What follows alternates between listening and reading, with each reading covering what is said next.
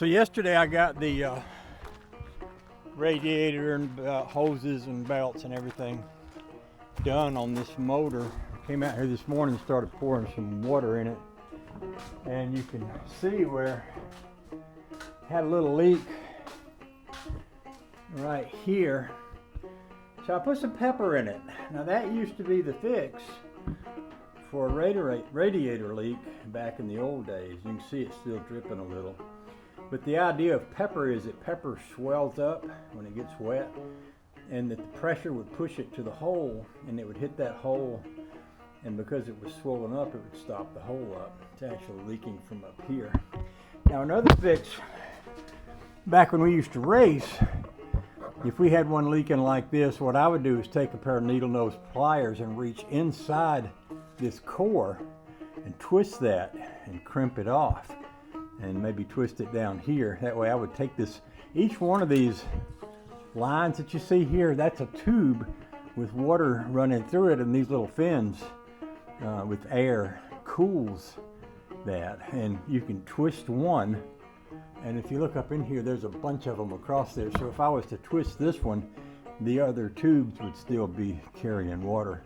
I thought I'd try the old pepper trick first, and I got 3 gallons in here, and I might put a little bit more. I might put it in here till it fills this up, and then put the cap on and then crank it. Now what the cap does, generally these run 14 pounds per square inch. This one may be 16, so this is a 16 pound per square inch radiator cap.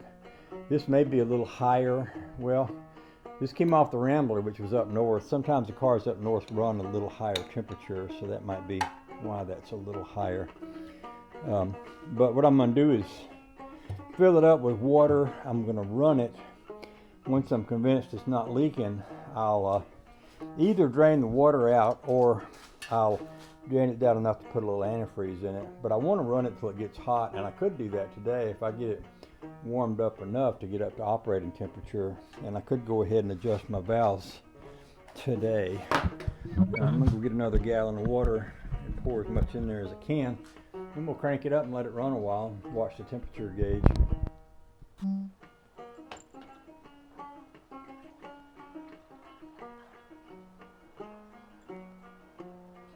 That's quite a lot of water for a radiator that size. It takes 4 gallons of water to fill that up. Pretty good sized radiator.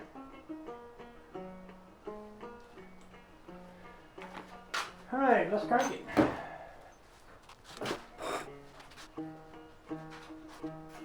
Maybe I'll bring y'all over to the side so you can see the motor better when I do this. It's always fun when you crank one. Been sitting out in the garage like this for a while, you know. A lot of extra fun.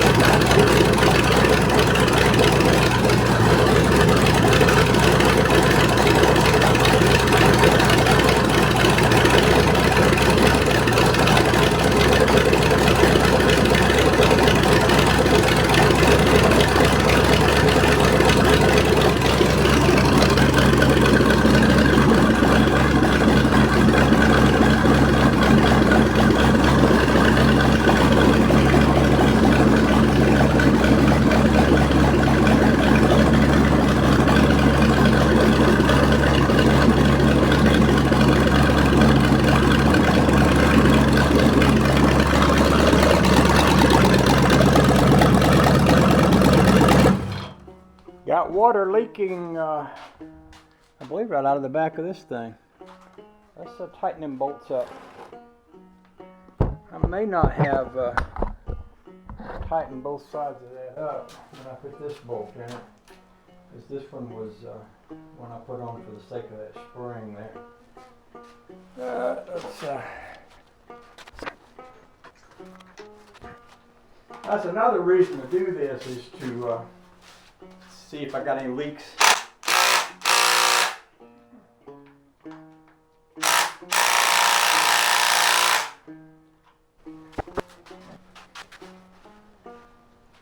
Hey, it's the quicker picker upper, right? Go over here and get me another roll of paper towels.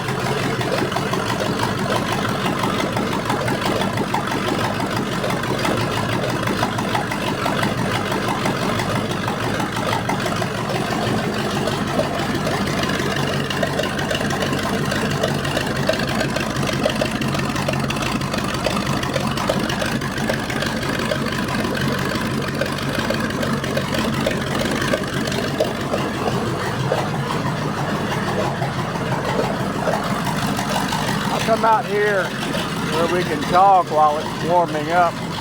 You notice that alternator bouncing a little bit, and yesterday I talked about possibly notching out that little second bolt hole close to where my water pump is, so that I could get a bolt in through the water pump. It looks like I might still need to do that.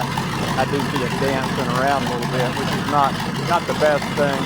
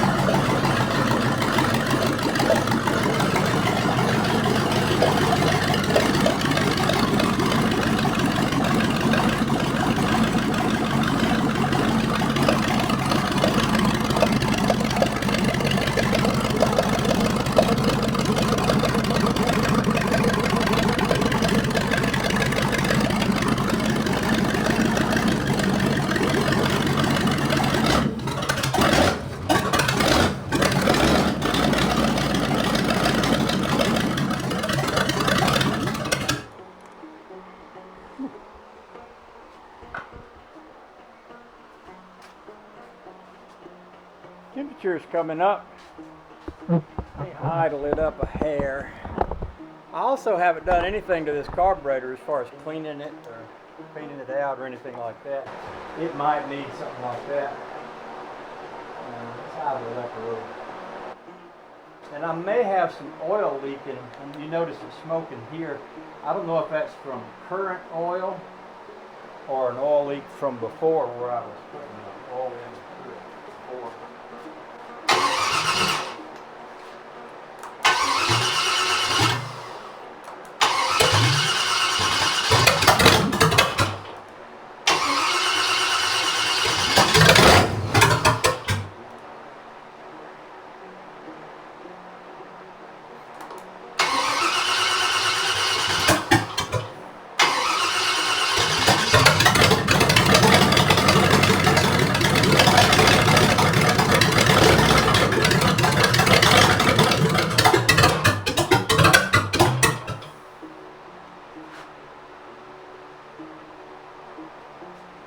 I also think this top hose here may be not passing water.